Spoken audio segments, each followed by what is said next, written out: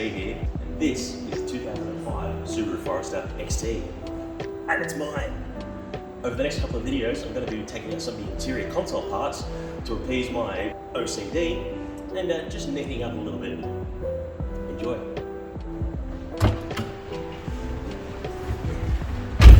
Now, I've done 3 years of my apprenticeship with Rob and the guys, but my main role in the shop now is front of house and reception. So, due to crippling self-esteem, various other reasons, I don't really consider myself a mechanic.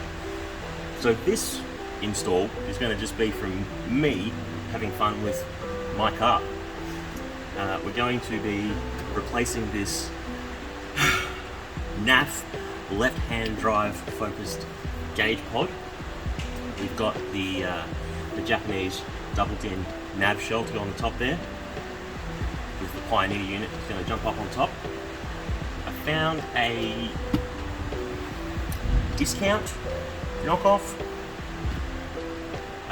AC vent entertainment fascia, which is going to install something different, but we'll get to that later. And although it's not here yet, I'm going to be replacing this SG pre-facelift console with a facelifted SG console with the double cup holders and extra room, because my phone doesn't fit in there.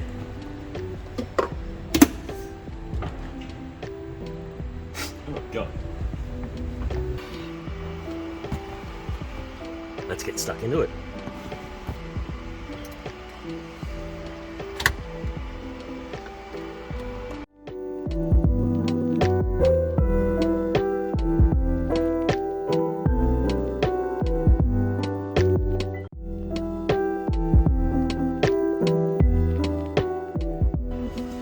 Right, so first hurdle, Evan and I put this in 3 years ago, 2 years ago.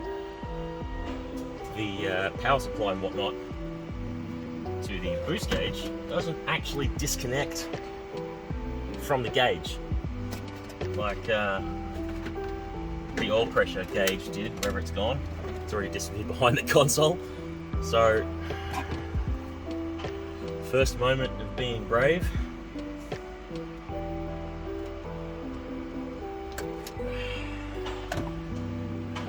There's no turning back now, is there? Right, so here's...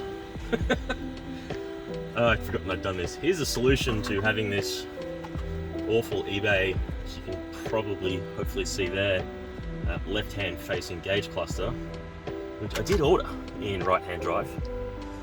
Anyways, when it doesn't cost much and the seller's no good, you just roll with it, don't you? So I'll get those gauges out of there.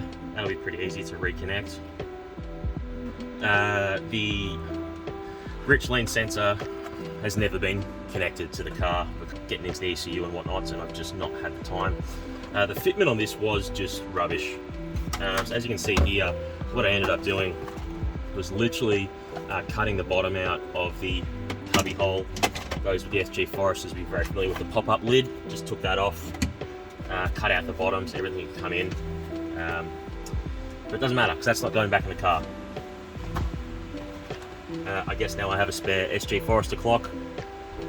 That might come in handy. They tend to fail over time. I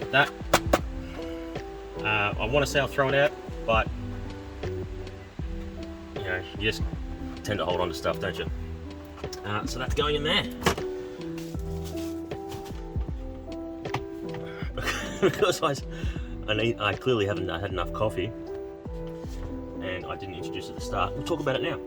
So, because the gauge pod up top is not in use anymore, I'm actually going to take the 12-volt cigarette lighter and mini storage cube out.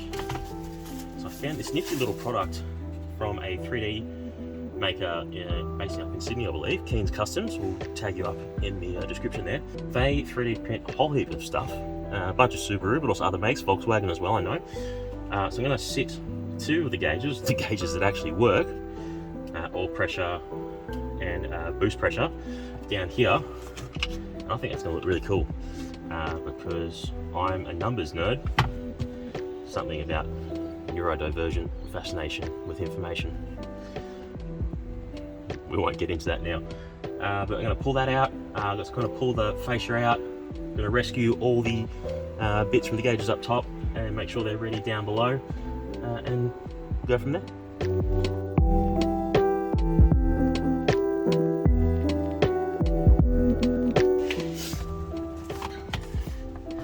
Right, well that's in. That I'm really pleased with that. That's a really nice fit. The colour's good, the quality's good, no sharp edges.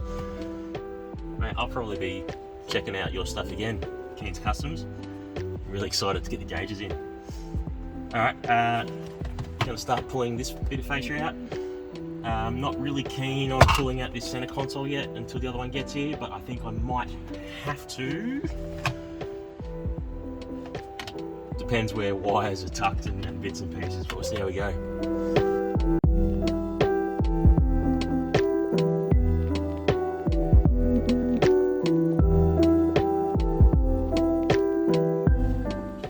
Alrighty. Well, here's the old fascia out with cup holder that still works. I don't know how rare or not that is. An 18-year-old Forester. I've pulled out the AC controls, or HVAC controls, I think a lot of people call them. It's all Subaru and most Japanese things. Everything's modular, love it. New controls, sorry, the old controls gone into the new fascia.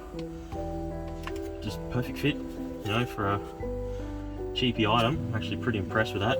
I guess the big test will be going back into there, which is not going to do yet. It did come with this faceplate,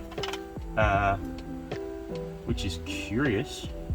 Because the unit, like, that's part of the unit, so that just goes on in there. So don't know why, unless maybe, I guess that can get cracked or come off, who knows. Anyway, that's ready to go.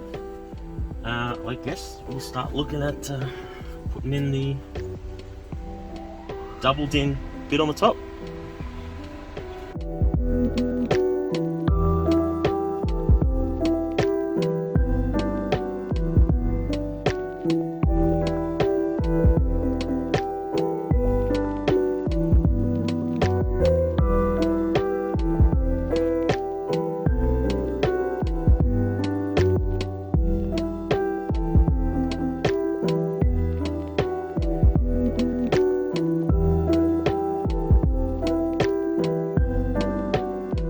Alright, so I have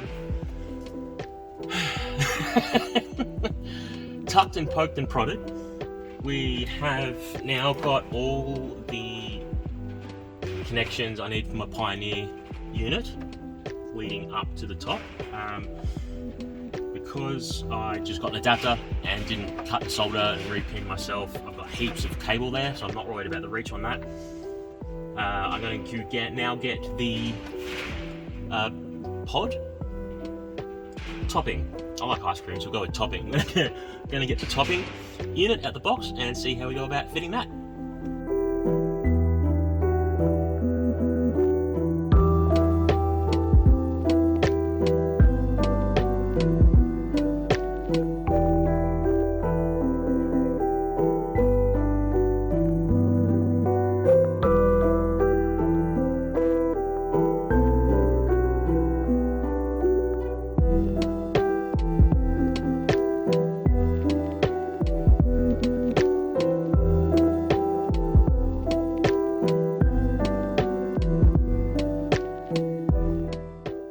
Okay, so I've got the new brackets on the Pioneer unit that's ordered specially. And there is one difference between these new brackets and the old one. The old one had a specialist, I guess, flange you'd call that, for the earth down here, which these new brackets don't actually have. So I'm going to have to be brave for a second time and cut that and just chuck a new connection on it. One of the hollow ones, just going to put it onto through one of the screws directly onto there.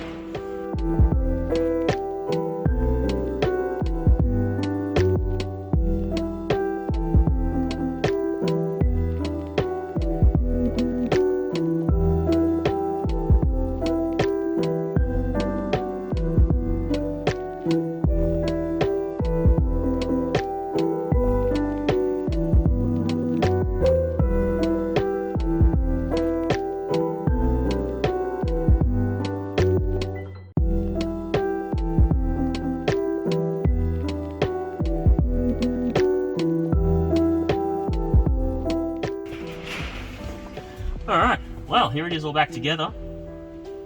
I haven't tested it yet, and I know some of you are saying, what are you doing? Reassembling without testing, but there's so much stuff unplugged, I thought I'd start putting bits and pieces back in and just deal with it, and hopefully I've done a good enough job. And you'd probably notice the hole in the center and going, Phil, what's going on there? And I'm attempting to do something, I think, a little bit out of left field. So this is just a aftermarket shell for a knockoff Android tablet. But I've already got the Pioneer unit. So my thought is that I put a backing in there and I just get a couple of magnets. Sorry, that door is chronically noisy. If I can just magnetically mount that to a backing, I've then got a second screen. And I know, no TVs, no watching stuff on the road. I found a great little app, which I'll talk about a little bit later. It can display a bunch of gauges directly from the ECU via an OBD Bluetooth reader. I don't have massively high expectations, but I have tested it. It does at least read data. I haven't gone for a drive with it. There's a free version, there is a paid version, like $10 Australian, I think, for the paid version, which I feel like after I use the free one for a bit, if it works and I'm happy with it, I'll pony up and get the paid version. Now, some of you are thinking that's a bit naff, Phil. Probably, maybe. It's unnecessary, but I do love me some information. And when it's safe to do so, having a gaze at what's going on under the hood gives me the warm fuzzies. So that's where we're at so far. I still need to install the 2 gauges down the bottom. I can't remember if the camera can see down there or not. Oil pressure and boost pressure are going to be down there. That's going to be waiting for today at least.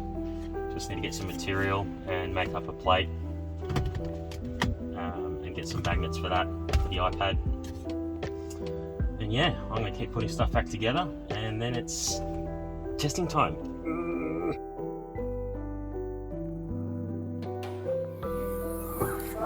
Hello mates, this video's been getting on a bit, so I'm going to have to cut it there for today. To see if everything works, check out this video, because I'm not going to make you wait. Or check out some of our other short videos over here. Thanks for watching mates, catch you on the next one.